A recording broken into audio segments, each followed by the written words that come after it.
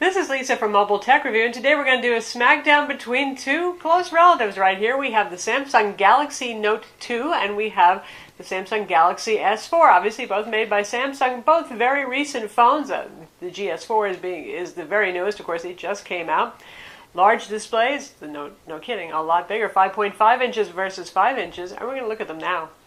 So here they are together, the Samsung Galaxy Note 2 and the Galaxy S4. Do you like it big or do you like it smaller? You know, the funny thing is both of these are actually pretty large phones, right? Especially if you're comparing it to a 4.3-inch Android phone or the 4-inch iPhone 5. But still, Samsung manages to pack a lot into a fairly small package. The Galaxy S4 is not a huge phone in my hand, as you can see here. But still, 5 inches on the Galaxy S4, 5.5 inches on the Note 2. That's the first important point with these guys here. Do you want the biggest screen you can possibly have? Maybe you don't even use this a lot for phone calls, but it's like your pocket tablet, that kind of thing. Well, then the Note 2 has its appeal. Or do you still care about fitting the thing in your pocket and how it feels in the hand? Because honestly, I have very large hands. I'm a tall person, and this is fine for me. And when I use the Note 2, it's even... I can certainly do it, but it fills my entire hand. It's a little bit harder to hold. I have to use my second hand to start to angle around and control it, that kind of thing. So there's the trade-off. Do you want the big screen, or do you want something that's more pocketable? Do you think that this might start to become a burden for you, or are you like, I don't care. Big pockets, big purse, whatever it is, I want that giant screen. Second important thing, turn it over, and we see that S Pen digital pen. S Pen is Samsung's brand name for Wacom Digitizer and Digital Pen. Wacom's been making digitizers for tablet PCs for over a decade now, and for desktop tablets, the kind you put on your desk and you draw on top of. Accurate digital, much better than capacitive. You know the drill. If you haven't already watched our video review of this to learn about it, you should. So you can see it automatically brings up some things we can do with the pen. So you want to take a note, and you can take a note. And then there it is. And I have my choice of doing this with handwriting, with drawing with it, or actually with using the keyboard. And also, the on-screen keyboard, you can switch between just being your standard thumb typing keyboard and one where you can write on, too. So a lot of versatility there for those of you who hate on-screen keyboards, for those of you who need to take notes or you're more comfortable with that. And at 5.5 inches, it's like a kind of a bigger size notepad. It's actually pretty doable. So if I want to write a handwritten note, it's as simple as that. Very fast, very fluid, responsive. Has handwriting recognition too. Mezza on that. It does strange things with where your line spacing is, basically, and spacing between words, but it does the job. And then you can draw symbols too. You can, and it tidies them up for you. You can do equations, all that sort of thing. Again, watch our full note review for this. And if you choose text, it brings up the on-screen keyboard. But if I press and hold over here, I can actually switch my input method. And I can write right here. And that works very well. So this is, I mean, we've seen this since the days of the Palm Pilot, this way of doing things, but honestly it does a better job of trying to do in-place recognition right here in S Note. And then there's a lot of other applications you can use for note-taking too, but this one's built in right here. Now, with the Galaxy S4, there is just no way you can accomplish something like this with your finger or a capacitive stylus, which is pretty lame, and you don't get any palm rejection there. Here I can lean my hand on the screen while I'm writing, which is pretty neat. So if you're a note taker, if you're an artist and you want to draw with this, with pressure sensitivity, mind you, then the Note 2 is definitely your device. Now, for those of you who don't think you're ever really going to use the pen, the Note 2 can still be an attractive device because it has that bigger display for those of you who want a more tablet-like experience, bigger text on screen. But while we're talking about displays, one thing to keep in mind is that though the Galaxy S4 is smaller, it actually has the higher resolution display. More than 450 ppi pixel density versus the high 200s for the Galaxy Note 2. Now, the high 200s is pretty good. When you get to around 335 to 350, you're going beyond what the human eye can see, even at a close distance of 7 inches. But so there's a little room for improvement there on the Samsung Galaxy Note 2. 1280 by 720 resolution versus 1920 by 1080. So you know who has the sharper display. Now we'll go through and we'll compare some images and some videos, and I would say unless you're a serious eagle eye and you get really close to the phone, you're probably still not going to notice the difference so much in pictures and video. Where you will see the difference is in text. Both of these are Super AMOLED displays, which means that they're really good at deep contrast, deep blacks, and better than life colors. I think you can see right here there's a little bit more color saturation on the Note 2 because Samsung has been listening to criticism about their, well, exceptionally better than life colors, and they've toned it down just slightly. So both of these are running in the so-called standard mode, and there's a little less saturation here. Now both of these you can switch between movie mode, natural mode, different name here for the Galaxy S4, they call it professional mode, but there's still a couple of different color modes on these guys. But you're going to get a little bit whiter whites on the newer screen also, which is nice, again, for text reading. So for those of you who do a lot of on-screen reading of text, like right there, you're going to prefer that. And let's bring this up on the Galaxy Note 2 as well.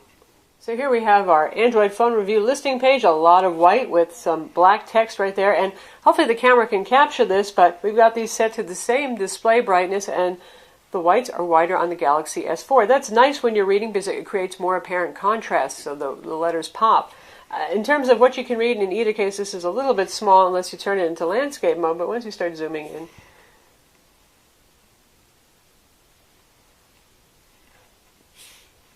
and there's our text. And really easier to read here, though, you know, you do get bigger text here by default, so that's a little bit easier on the eyes. So there's a little bit of a trade-off there, but of course with most any application, you can zoom or change your font size, say, or you were in the Kindle application, you can choose your font size to adjust it to what feels good to you. Now if we switch over to viewing photos, you're going to see, now it gets to be a whole lot closer. So here we are looking at the same photo, a picture I took of a Gerber daisy. And, you know, they look remarkably similar, don't they, even despite the difference in resolution and pixel density there.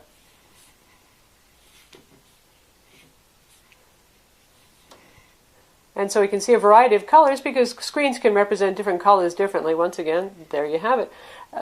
Certainly, I'm not going to complain about either of these screens. Really nice looking. We'll zoom into the detail right there. Lovely on each of these. And now so we can get a dose of blues with the sky there, you can see. Oops. There goes my motion detection on the Galaxy S4, seeing my hand and changing. Very similar there. And both very, very sharp. So you're just not going to go wrong with either of these. And next we'll test 1080p video playback. Obviously the video is going to have to scale down given the lower resolution of the Note 2, which could actually make it look a little bit sharper since it's squeezing those pixels down, but we'll see. And we'll hear the difference in the speakers. My hand is not covering the speaker portion on either of these.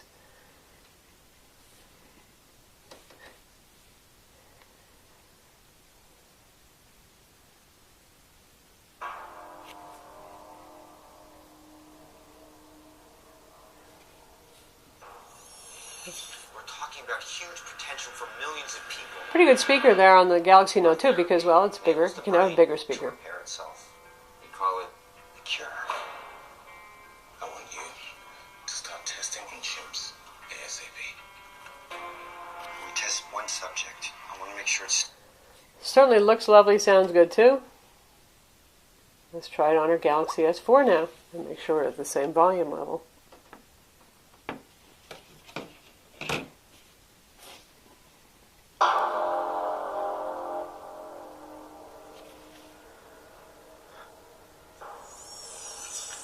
About huge potential for millions of people.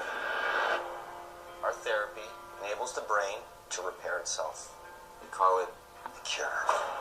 Speaker sounds almost as good, not quite as loud, but nice and clear. We test one subject. I would have to say this does look a teeny bit sharper to me when watching the video, but either of them is going to be quite nice. Still, I give a little bit of an edge, certainly, to the much higher pixel density on the Galaxy S4. Now, in terms of the version of Android these are running, they're both running Jelly Bean, slightly newer on the Galaxy S4. In fact, it's the newest available, 4.2.2 versus 4.1.2 on the Galaxy Note 2. At some point, it probably will get updated as well. Not a huge difference there, so I'm not going to complain about that. Both of these are running the TouchWiz UI with the launcher. You can see what it looks like for the icons over here. You get Flipboard on both of these bundled in on it, and Samsung's custom apps. We'll talk about that a little bit. But in terms of specifications, both of these have 2 gigs of RAM. Both of them have 16 gigs of internal storage plus a micro SD card slot, and they both have removable batteries. Both have the same polycarbonate casing. They just look, well, larger and smaller versions of each other. In terms of speed tests, the Galaxy S4, we have the Qualcomm Snapdragon 600 with Adreno 320 graphics, that's what we get in the US. We don't get the Exynos Octa CPU in ours, but still, it's a very, very fast phone. It and the HTC One are just the fastest phones right now available in the US, where higher numbers are better for all of these benchmarks except for Sun Spider. On the Samsung Galaxy S4, we scored quadrant 12,276, which is just about twice as much as the 6860 that the Galaxy Note 2 scored. For Antutu, it's a little closer. 24,776 on the Galaxy S4 versus 17,356 on the Note 2. For GL Benchmark 2.7 using the Egypt 2.5 HD test, 41 frames per second on and off screen for the Samsung Galaxy S4. Awesome number, versus 17 frames per second on the Galaxy Note 2. Lastly, Sun Spider score, and that's where lower numbers are better. Sun Spider score of 826 on the Galaxy S4 versus 1052 on the Note 2. So you know who's the faster device. Now, honestly, those are all really excellent numbers on both of these devices. The Galaxy Note 2 is still one of the faster phones that's available running Android right now. 9 months from now, it might not seem like that, but there's a point where there's more speed than you need. Unless you spend your day running benchmarks, which are often more demanding than even some of today's 3D games, you're doing fine. Both of these guys run Real Racing 3, A Bard's Tale, all the latest popular difficult games perfectly well. Shadow Gun, good stuff here. So yes, this is probably more future-proof, and if you feel good about specs, some people I know it's really important they get fast numbers on their device. Samsung Galaxy S4 would have its appeal, but I wouldn't get too hung up on that.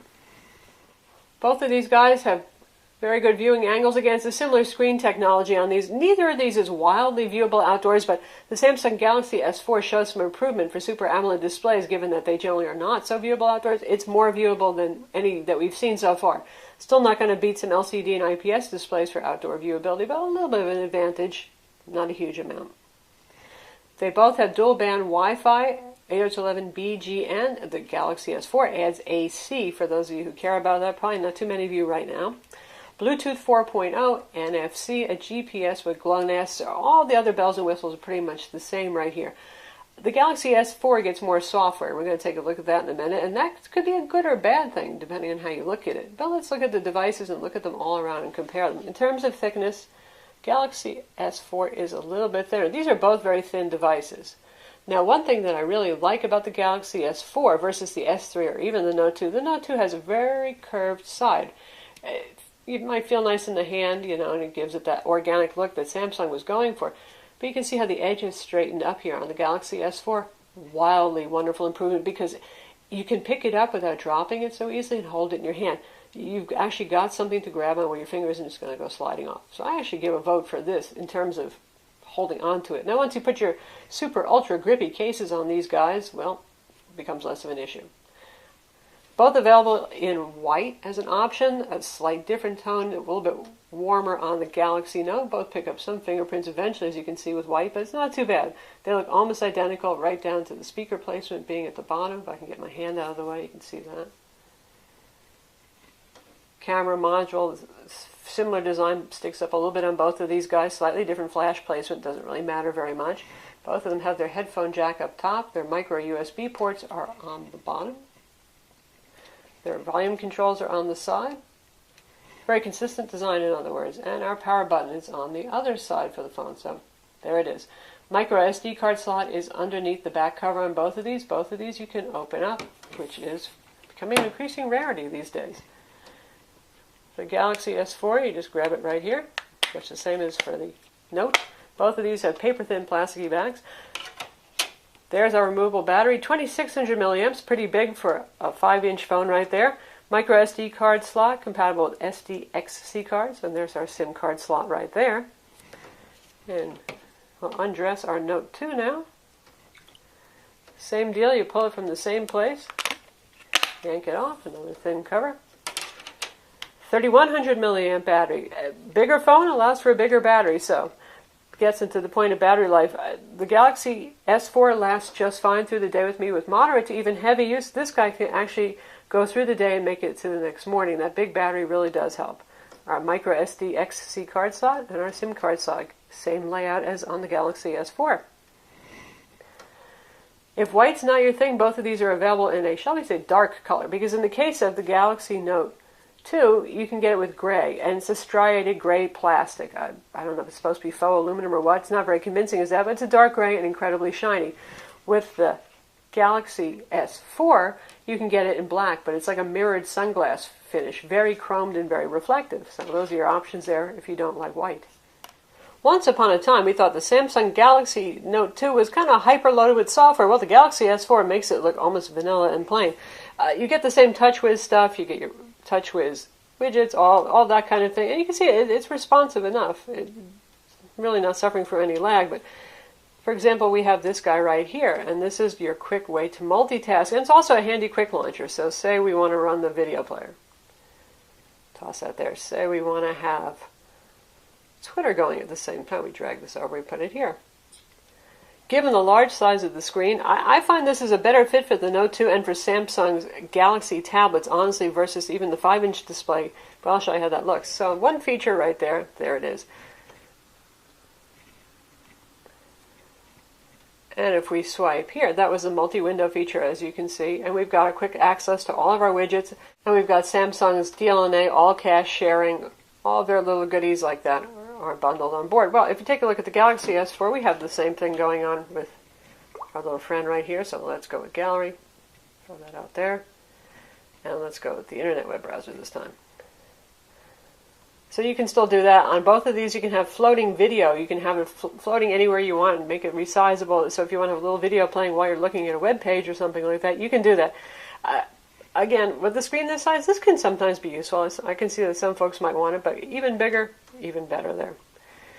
And if we take a look at all the little icons that are going on here, that's because we have things like, well, let's use the web browser. We have our motion scrolling right here. You can wave at the Note 2 until you turn blue. It doesn't care. Doesn't do anything at all, but with the Samsung Galaxy S4, there's this option. You can turn this off if you want. There's also a hover function where if you hold your finger over something, it will blossom and enlarge to show you. Now, it depends on the application. Not all applications are supported with that.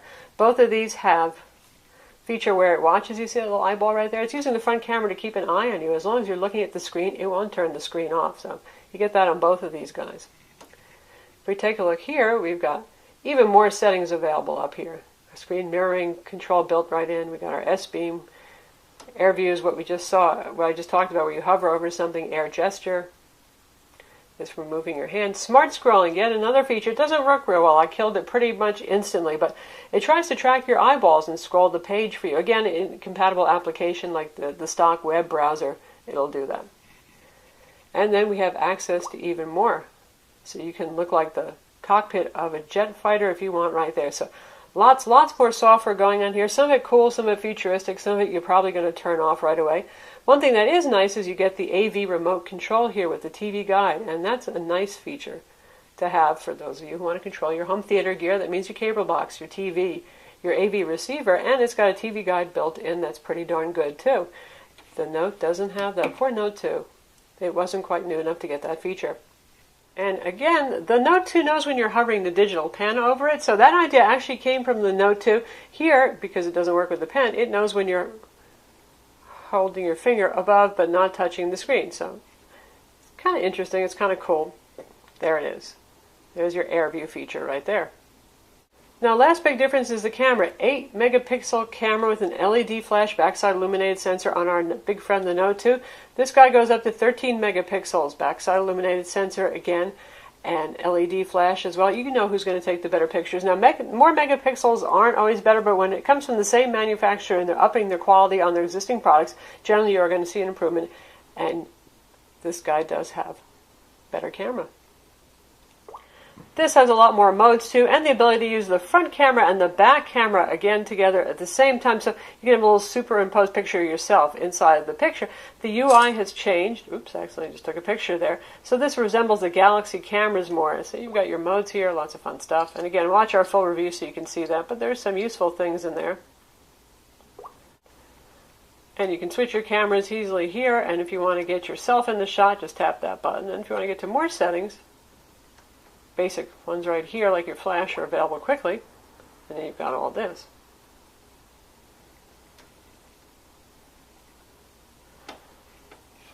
Now with the Note 2, things are a little bit calmer in picture land. And the software is a lot less exciting, to be honest, right here. But it gets the job done, you know. So there's our shutter button right there, our camera switchers over here. Big giant icons for the settings. There's no modes that are quickly available to us. We tap over here to bring up those modes. And we have some of the same things. We have single shot, best photo, best face, face detection, HDR mode. With one more tap away, and you get to additional settings by tapping over here. And they both shoot 1080p video, and they both use digital image stabilization, not optical stabilization like the Nokia Lumia 920 and the HTC One. So that's the Samsung Galaxy Note 2 versus the Samsung Galaxy S4. Both really fine phones, and as you can see, it comes down to your tolerance for a big phone, you know, the size preference you have versus, well, I love big displays and that digital pen that's in the Note 2. I'm Lisa from Mobile Tech Review. Be sure to read our reviews of both of these phones on mobiletechreview.com, watch our video reviews, and subscribe to our YouTube channel.